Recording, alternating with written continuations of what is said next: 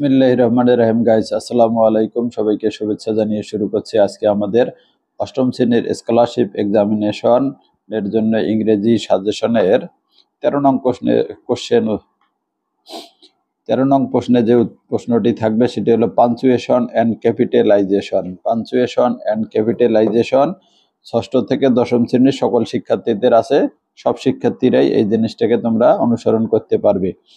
এখানে লেখা আছে, my friend said to me, why are you reading this hour?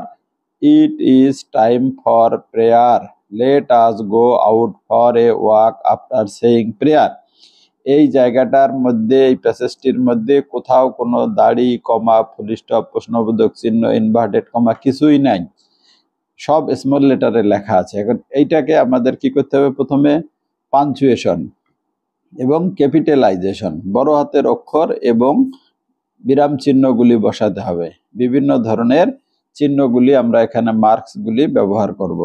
তা আমি এখানে একটা প্যাসেজ লিখে রাখছি, চিহ্নগুলি বসাই নাই। এখন প্রথমে বাক্যের শুরুতে আমরা জানি বাক্যের শুরুতে লিখতে গেলে ক্যাপিটাল লেটার হয়।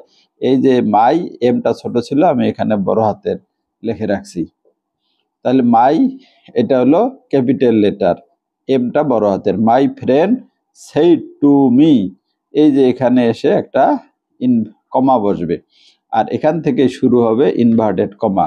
হোয়াই, এই যে এখানে ছিল হোয়াই, হোয়াইটা ডাব্লিউটা ছিল ছোট হাতের, এখানে ক্যাপিটাল লেটার লিখছি। Why are you reading this hour, এখানে বলা আছে এখানে দিতে হবে প্রশ্নবোধক চিহ্ন, প্রশ্নবোধক চিহ্ন, নোট অফ ইন্টারোগেশন।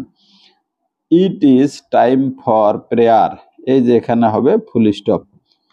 এটা অ্যাসার্টিভ সেন্টেন্স, এটা হলো ইন্টারোগেটিভ সেন্টেন্স।